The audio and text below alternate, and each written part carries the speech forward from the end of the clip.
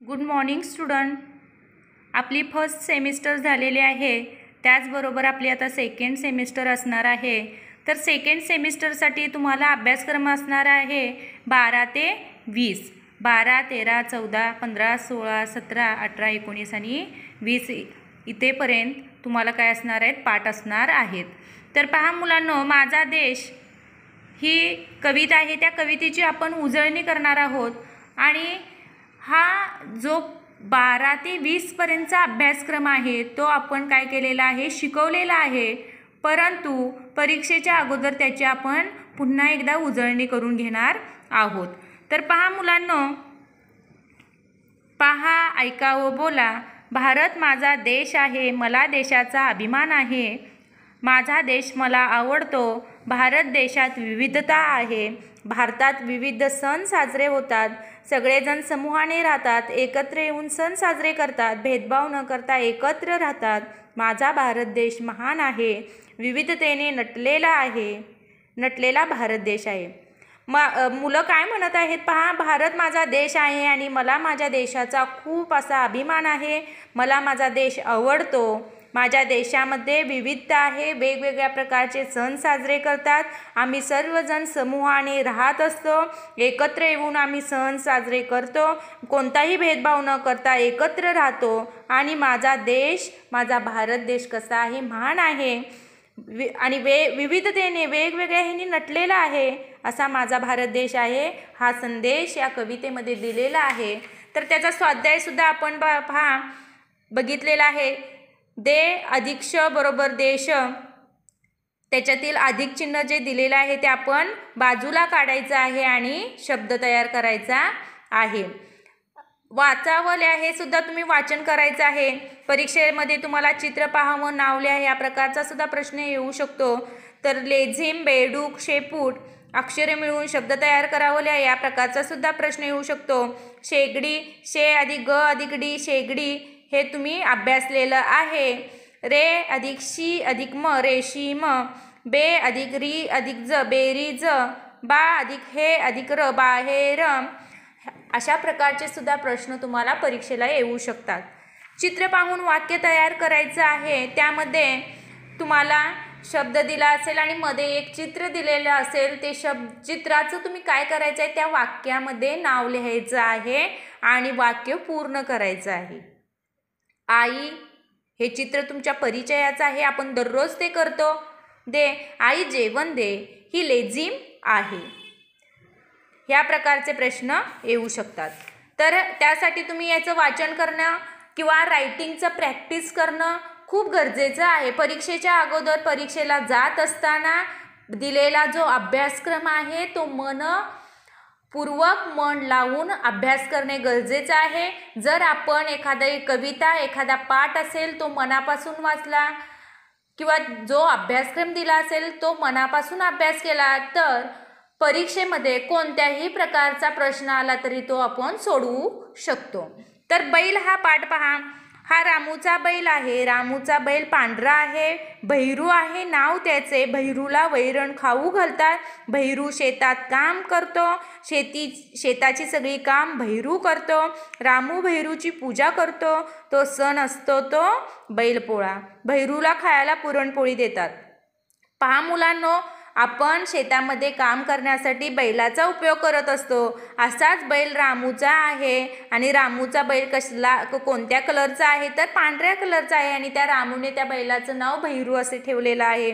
भैरूला वैरण खाऊ घालतात. भैरू शेतात काम करतो आणि शेताची सगळी कामे हा तो भैरू बैल करत असतो.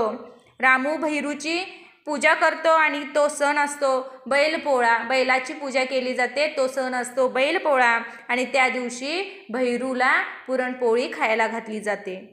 पहा, वाचावं लिहा हे तुम्ही वाचन करायचं आहे. वाचावं लिहा हे सुद्धा फक्त तुम्ही वाचन करायचं आहे. चित्र पाहावं, नाव लिहा. चित्र कशाचं आहे, कच्चा आंबा आहे, त्यामुळे इथं काय लिहायचं आहे, कैरी.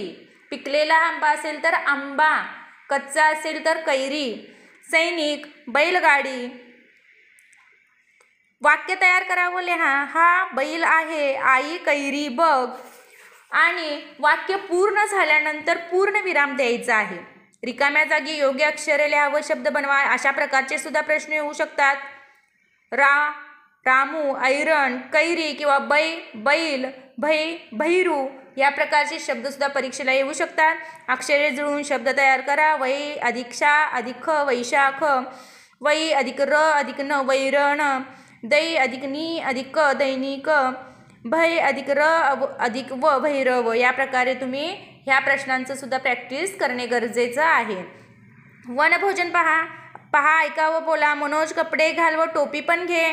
पोशाख करून तयार हो. बाबा मी पोशाख करून तयार आहे. बाबा तो पहा माझा सोबती आला.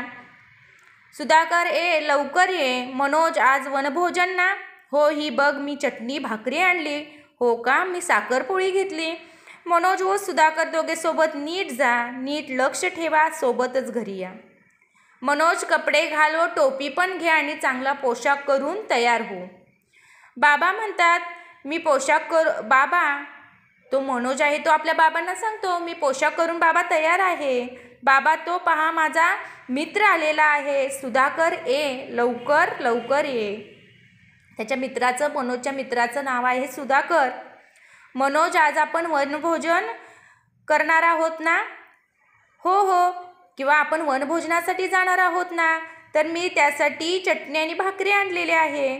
तर मनोज म्हणतो हो का, मी साखरपोळी घेतलेली आहे. साखर आणि पोळी सुद्धा मी आणलेली आहे. मनोज व सुधाकर दोघे सोबत नीट जा असे त्याचे वडील किंवा बाबा सांगत आहेत. नीट लक्ष ठेवा आणि सोबतच घरी या. हे आपण या पाठामध्ये अभ्यासलेलं आहे वनभोजनामध्ये. याच्यामध्ये सुद्धा पहा, वाचावल्या या प्रकारचे प्रश्न दिलेले आहेत. तर तुम्ही काय करायचं आहे ते तुम्ही वाचन करायचे आहेत. हे सुद्धा खाली दिलेला वाचावं लिहा तुमचं वहीमध्ये लिहून झालेलं आहे. फक्त तुम्ही प्रॅक्टिससाठी काय करायचं आहे, रीडिंग फक्त करायचं आहे. वाचन तुम्ही करायचे आहे. चित्र पहा व नाव लिहा. झोपडी, पोपट, भोवरा. गो अधिक फ अधिक न बरोबर गोफन. अक्षर मिळून शब्द तयार करा. सगळ्यांच्या आवडीचा प्रश्न आहे आणि खूप सोपा असा प्रश्न परीक्षेला विचारण्याची शक्यता आहे. फक्त मध्ये दिलेले जे अधिक चिन्ह आहेत ते तुम्ही बाजूला करायचे आहेत आणि ते शब्द एकत्रित करून शब्द तयार करायचा आहे किंवा वाक्य तयार करायचे आहे. वाक्य आपण पाठीमागच्या याच्यामध्ये पाहिलेलं आहे. मध्येच चित्र दिलेलं असतं आणि त्या चित्राचं नाव लिहून वाक्यात पूर्ण करायचे असते. बा अधिक य अधिक को बायको, लो अधिक क अधिक र लोकर. त्या प्रकारे चित्र पहा व वाक्य पूर्ण करावं लिहा. हा भोवरा आहे, तो झोपाळा आहे, हा मोदक आहे. या प्रकारे गाडी आली ही कविता सुद्धा आपण 15वी अभ्यासलेली आहे. तर पुन्हा एकदा आपण फक्त उजळणीसाठी हे करणार आहोत. गाडी आली झुक झुक झुक, शिटी कशी वाजे बघा कुक कुक कुक, इंजिनाचा धूर निघे भक भक भक, चाके पाहू तपासून ठक ठक ठक, जायचे का दूर कोठे भूर भूर भूर, कोठेही जा नेऊ तेथे दूर दूर दूर, तिकिटाचे पैसे काढा छन छन छन, गाडीची घंटा वाजे घन घन घन, गाडीमध्ये बसा चला पट पट पट, सामानही ठेवा सारे चट चट चट, नका बघू डोकावून शुक शुक शुक, गाडी आता निघाली झुक झुक झुक. पहा, ट्रेन आलेले आहे, रेल्वे आलेले आहे. रेल्वे आल्यानंतर त्या गाडीचा आवाज कसा येतो रे, झुकझुक असा येतो ना. आणि त्याची शिट्टी कशी वाजत आहे पहा, गाडीची शिट्टी वाजत आहे कुक कुक कुक. इंजिनामधून धूर निघत आहे असा भग भग भग. आणि चाके तपासून पाहायचे आहे ठक ठक ठक, चाकांचा सुद्धा आवाज येत आहे ठक ठक ठक. जायचे का इथून दूर, इथून जायचे का दूर कोठे भूर भूर भूर, इथून कुठे दूर भूर, जायचे का लांब, कोठेही जा नेऊ तेथे दूर दूर दूर. तुम्ही कोठेही घेऊन जा दूर. आपण ट्रेनने किंवा रेल्वेने खूप लांब सुद्धा जाऊ शकतो. तिकिटाचे पैसे काढा छन छन छन, त्यासाठी आपल्याला तिकिटाचे पैसे भरणे गरजेचं आहे. आपण बसने जात असताना कंडक्टर आपलं तिकीट काढतो ना, पैसे भरतो ना आपण. त्या प्रकारे रेल्वेने जात असताना सुद्धा आपण तिकीट काढणे गरजेचं आहे. त्यासाठी छान छान असं पैसे काढणे गरजेचं आहे. गाडीची घंटा वाजे घन घन घन, गाडीची घंटा वाजत असते घन घन. गाडीमध्ये बसा चला पट पट पट, सामानही ठेवा सारे चट चट चट. गाडी सुरू होईल, तुम्ही पटपट बसा आणि सामानही पटकन ठेवा, चटकन ठेवा. नका बघू डोकावून शुक शुक शुक. गाडी आता निघाली झुक झुक झुक. आता इकडे तिकडे डोकावून पाहू नका, आता गाडी आपली निघालेली आहे झुक झुक झुक. ही सुद्धा आपण कविता अभ्यासलेली आहे. त्यानंतर माकड आणि टोपीवाला ही गोष्ट मी तुम्हाला सांगितलेली आहे. त्यानंतर ज्यावेळेस आपण ऑनलाईन क्लास घेतलेला होता त्यावेळेससुद्धा तुम्हाला मी ही गोष्ट सांगितलेली आहे. परंतु काही मुलं ऑनलाईन क्लास घेत असताना अटेंड झालेली नव्हती. त्यासाठी आपण पुन्हा एकदा ही गोष्ट ऐकणार आहोत. तर पहा मुलांनो, पहिल्या चित्रामध्ये एक टोपीवाला आहे आणि तो टोपीवाला टोपी विकण्यासाठी रस्त्याने निघालेला आहे. त्याच्या पाठीवरती एक गाठोडे आहे आणि तो रस्त्याने निघालेला असताना खूप ऊन लागत आहे आणि तो खूप थकलेला आहे.